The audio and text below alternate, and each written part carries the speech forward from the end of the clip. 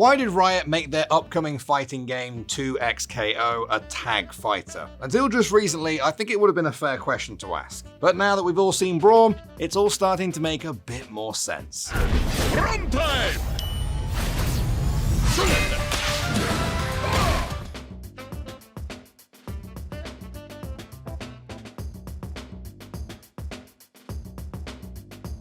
Before we get into today's Don't At Me, I'm hopping in to let you know that we've partnered with Cash App to bring you an exciting new season of our flagship franchise, The Story Of. Cash App is a P2P finance app that allows you to send, spend, save, and invest your money on your terms. Overdraft protection, card lock, high-yield savings accounts, Cash App has it all. The latest episode of this season of The Story Of is live on our YouTube channel right now. Also, check out Cash App using the link in the description below. Now, let's get back to the Don't At Me. Okay, so if you haven't been keeping up with the news or missed previous videos, I'll very quickly recap it all for you. 2XKO is a fighting game in development by Riot Games, formerly called Project L, and uses League of Legends characters as fighters. In terms of the game genre, it's what we'd call a tag fighter, meaning that you have multiple fighters, in this case two, that can swap in or assist the other with an assist attack. The most well-known of these is the Marvel vs. Capcom series, but lots of other tag fighters exist owing to the genre's enduring popularity and the fact that many such games feature crossovers. Where else are you going to see Yu Narukami from Persona 4 beat up on Ruby Rose?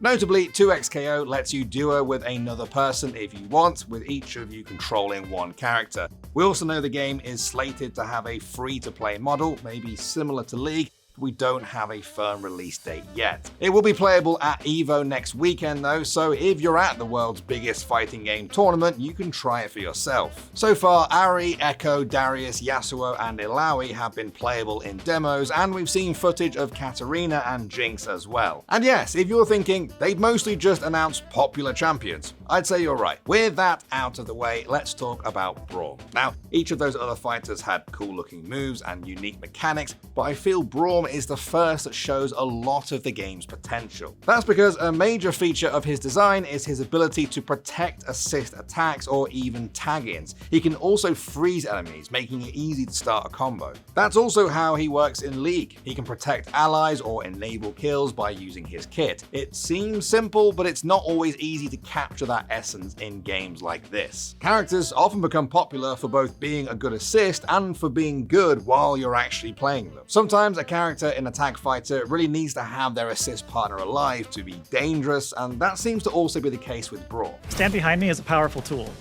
but it can only be used to deal damage when you have a friend backing you up.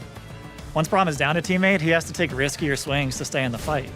To avoid this, he wants to protect his ally as much as possible, because they've got his back in return. Some of Braum's moves require you to first empower his shield with Unbreakable. Even his assists benefit from the buff. Braum's kit is built around Unbreakable, a buff that coats his shield in ice. He gains Unbreakable by landing specific abilities. Braum gains 1 hit of armor on his shield attacks while he has the buff. This means he can absorb a hit while using certain moves. And he has more than a couple of moves that call to mind other fighters, but that have nothing to do with his appearance in League. 2XKO also does something cool, looping in some of his flavor from card game Legends of Runeterra, like his ability to call on a fluff of poros in combat. It's that time!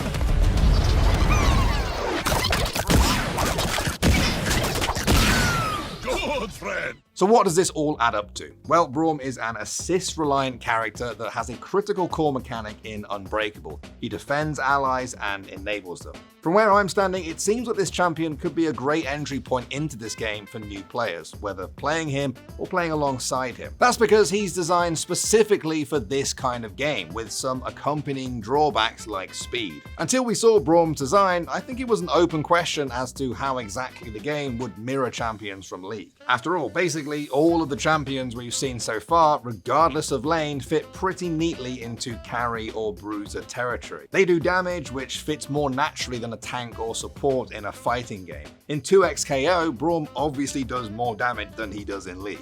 But he also retains that kernel of what makes the character unique, while adding some pretty cool stuff like this amazing Mighty Poro. While I doubt we'll ever see a full-blown healer, now that we've seen the 2xKO version of Braum, it seems like so many other champions could be interesting. Maybe Azir could have great assists owing to his sand soldiers, but prefer to remain off the front lines. Kled might fight alongside Skarl, helping to mix up his opponents. Kallista's assists might briefly empower the active hero, but at a cost should they take damage. We also haven't seen many characters based around projectiles so far, and I think there are plenty of champions that could fill that role, even among supports. Nami, anyone? If you followed 2xKO and know the fighting game alumni working on it, then you probably expected a well-designed fighting game. But Braum has shown us something important. The game may also preserve a lot of what made these League of Legends characters so beloved in the first place. And for a genre of game that some people find daunting to approach, that familiarity could be exactly what 2xKO needs to find a dedicated audience.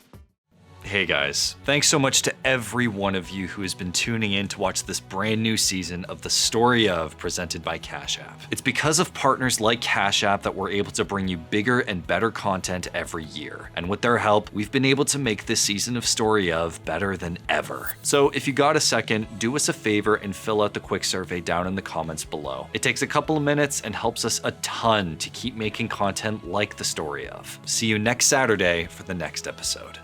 Thanks for watching. If you want more content like this, hit the sub button and ring the notification bell.